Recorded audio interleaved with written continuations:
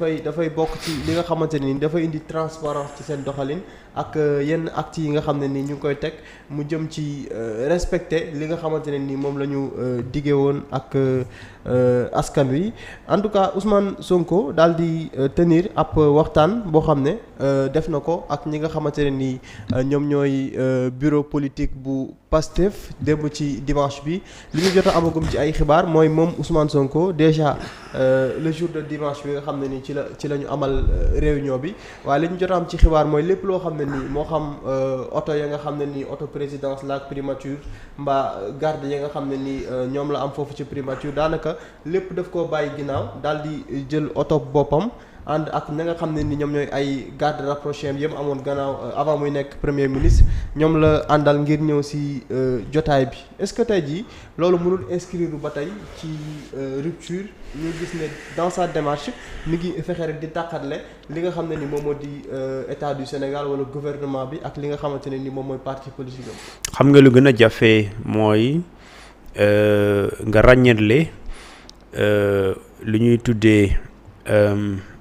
république. lu ñuy tuddee état. ak lu ñuy tuddee parti politique. mooy parti politique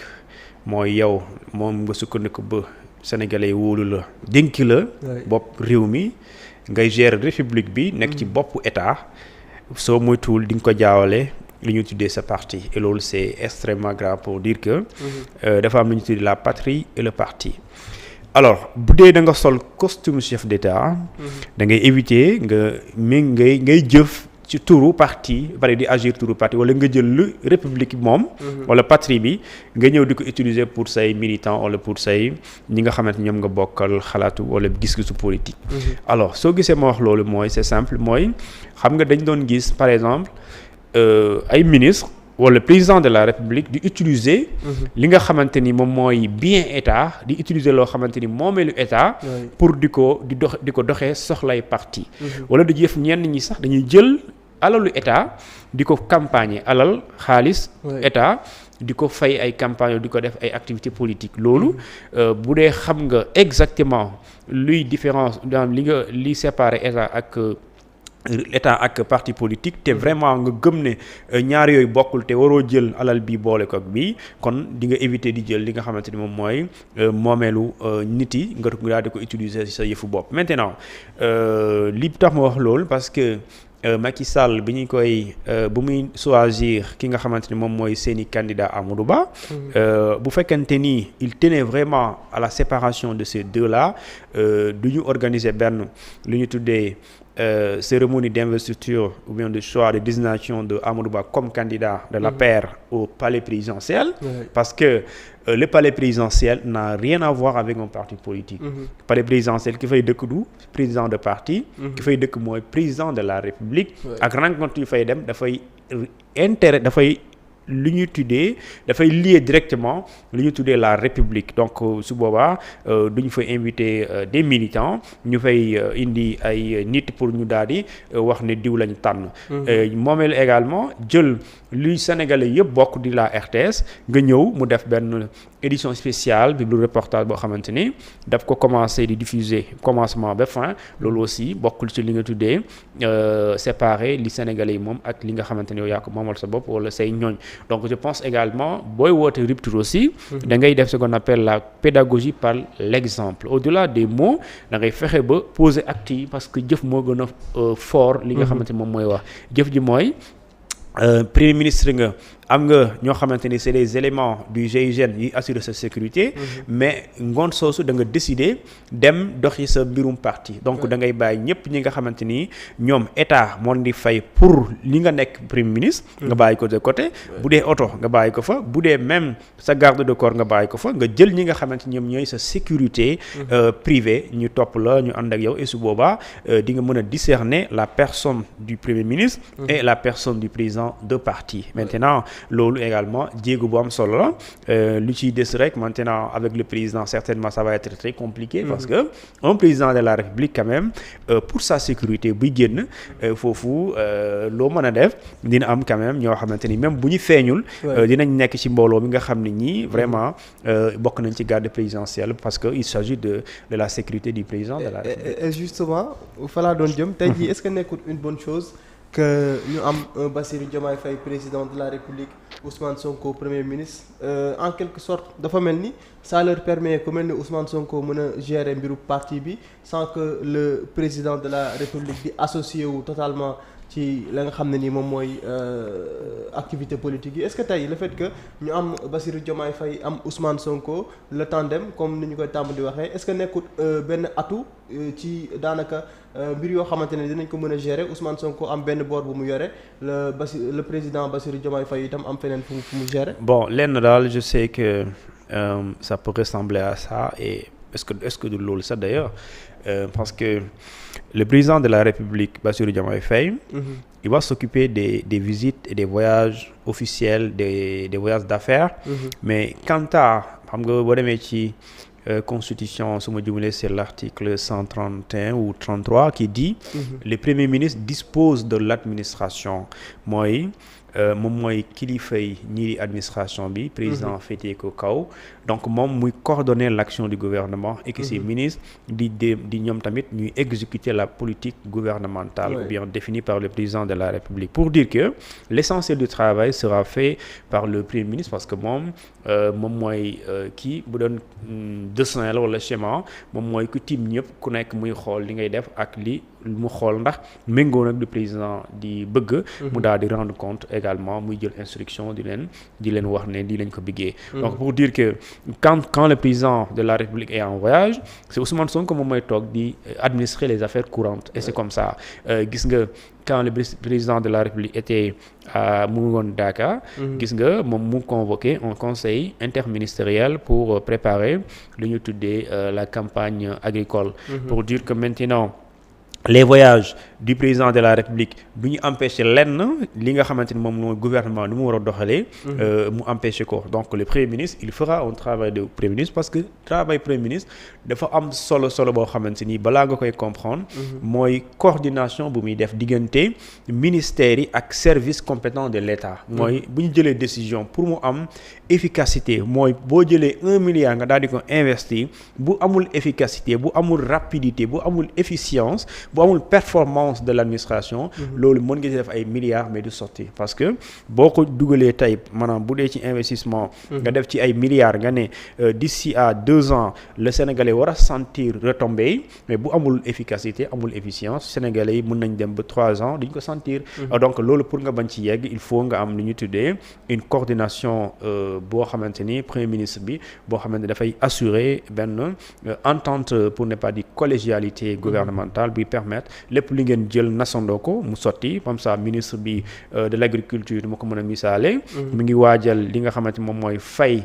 bor bi nga xam moom la état yore toll ci 310 milliards mu fay ko il faut ministère des finances mu jàpp ci moom tamit mu coordonner def lépp li nga xamante ni moom mooy wareef ñu recenser ñi nga xam ñoom ñooy sénégalais yu ñu yónnee bor à travers le ministère de l'agriculture ñu mën leen ko fay à temps comme ça lépp lu ñu wax day méngoo ak lu ñu tuddee le timing ñu bañ a dépasser le délai et je pense également les voyages d'affaires du président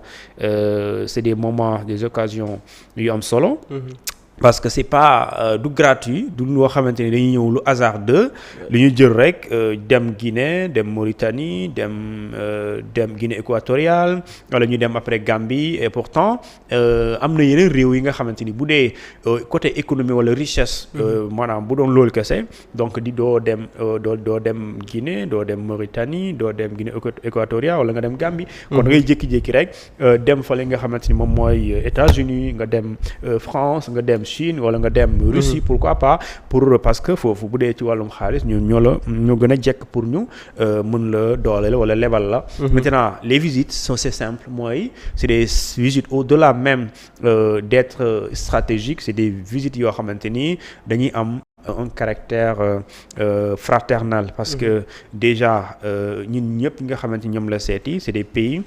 du Sahel et c'est des pays également de l'Afrique de l'Ouest. Sahel mooy dafa am benn menace boo xamante ni bépp réew da ko yow yaa ngi koy courir mooy l'insécurité, la menace terroriste mais aussi loolu ñëpp a ko bokk donc muy la Côte d'Ivoire, le Mali, le Niger, le Burkina Faso, la Gambie, la Mauritanie, ainsi de suite et même la Côte d'Ivoire. Donc ñooñu puisque ñoo la wër en tout cas ñoom tamit dafay jaadu nga échanger ak ñoom pour ngeen xool comment vous pouvez agir ensemble pour trouver des solutions ensemble pour quand même mettre à terre ki nga xamante mooy cet ennemi là et avec ces menaces qui dessinent à l'horizon et qui fleurit pour éviter quand même ñu dugg ci piège parce que les conséquences quand même gis nga Mali gis nga Niger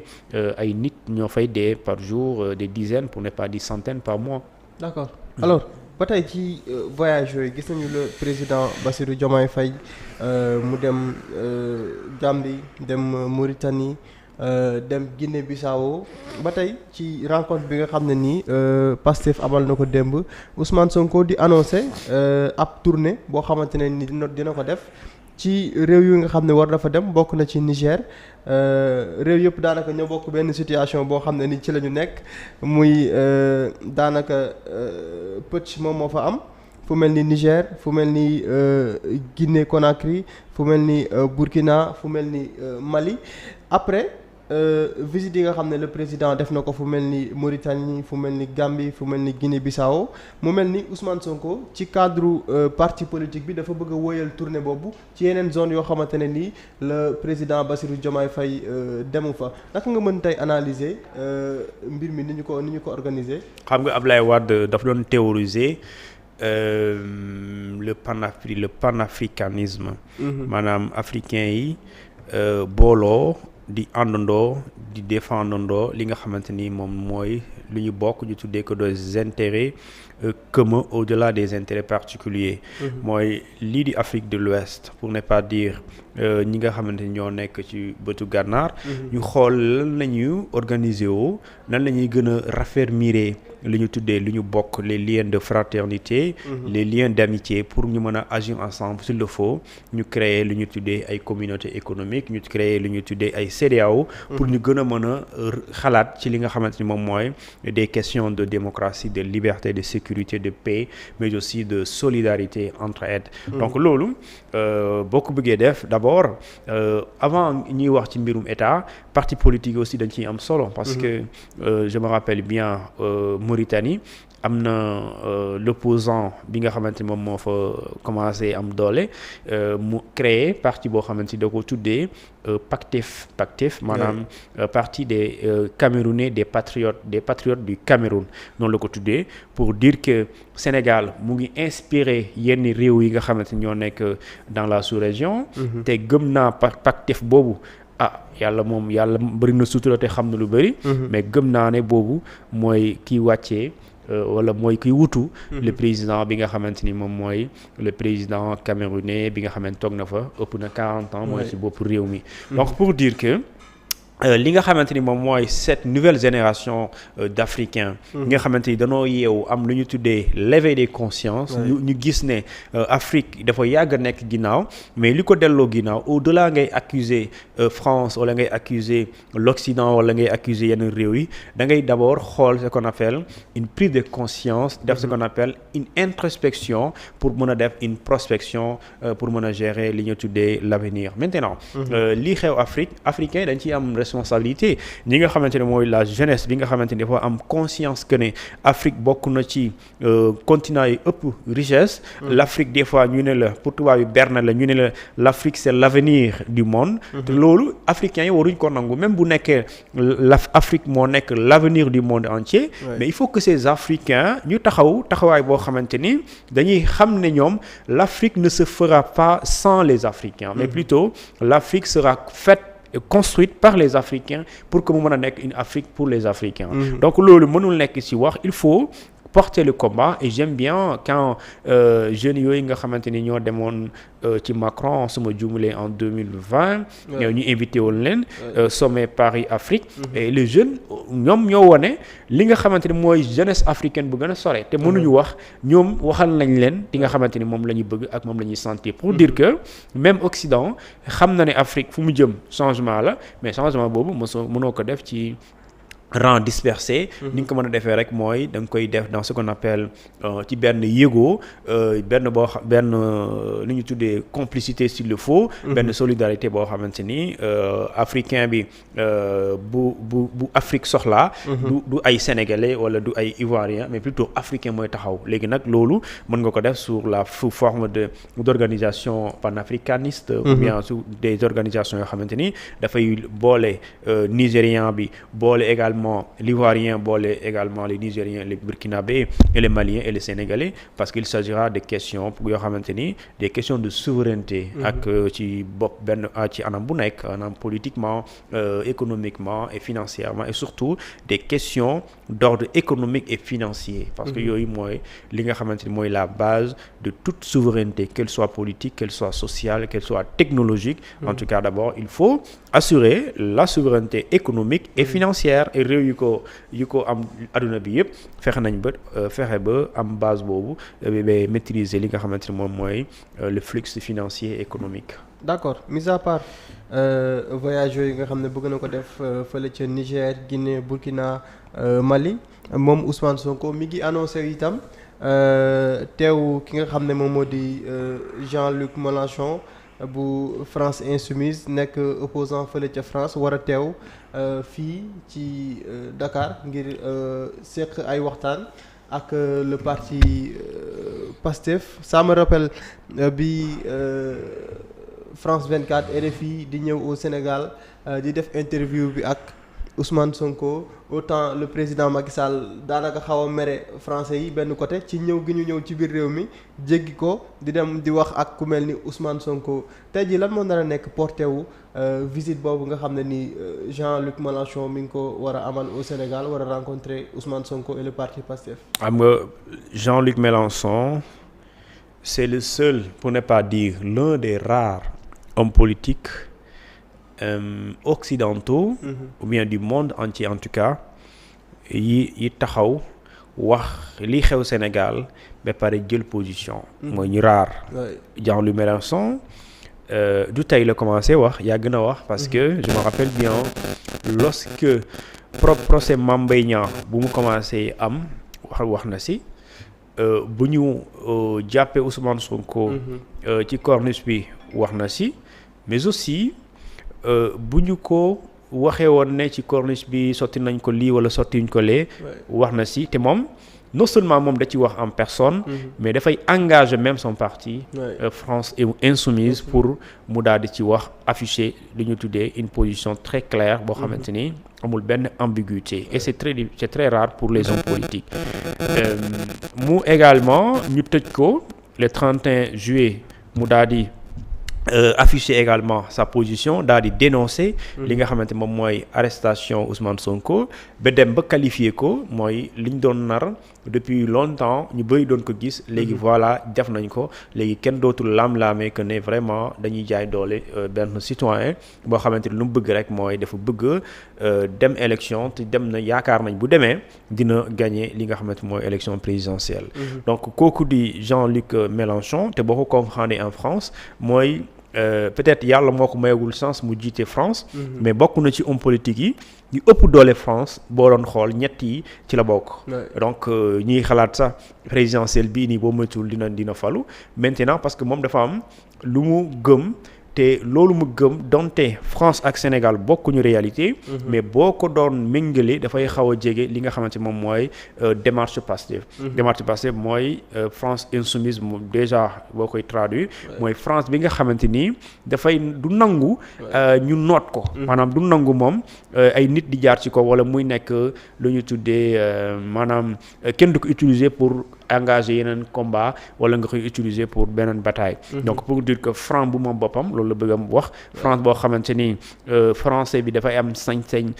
ñu reconnaître ko mais également bu France taxawee yenn question internationales yi dafay wane ba pare assumer ko. moom France boobu la wootee maanaam France boo xam ne dafay ëpp souveraineté gën a moom boppam. mais aussi gën a am fit gën a am également vision. loolu la woote donc loolu dans tous les pays du monde dafa am parti politique yi ku nekk da ngay am nga koo xamante ni moom nga gën a jege. les partis du gauche les partis de droite ak socialiste libéral ainsi de suite ak républicain donc par exemple bu dee ci parti socialiste bu France gis nga Manuel Valls. donc ñoom ak ñi nga xam ne moom mooy ñoom Aminata Mbengue Ndiaye. parti boobu des fois ngeen dégg ñu ne secrétaire général parti socialiste bu France ñëw na Sénégal waxtaan ak moom. Sénégal aussi gis nga les partis libéraux du monde entier jot nañu waxtaan donc pour dire que dafay nekk moment yoo xamante ni moment de communion pour gën a rappeler li nga xamante ni moo leen boole muy conviction muy idéologie pour quand même ñu gën a mën a xool ensemble nan la ñuy def parce que il s'agira au-delà d'une bataille commune de soutien ou bien de solidarité ci benn réew dañuy bëgg par exemple bu fekkee dañuy ànd bu ñu gañee fii jàppale kii gañe ñun tamit dañuy fexe ba fële ñu jàppale leen et boo xoolee même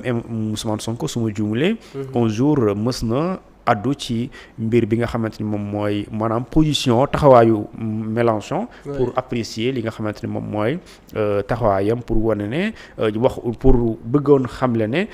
François kooku di Jean-Luc Mélenchon mooy façon homme politique yi nga xamante ni moom la adduna bi soxla pour li nga xamante ni mooy justice ak équité ñu mën ko am maintenant loolu je pense que c'est un voyage tout à fait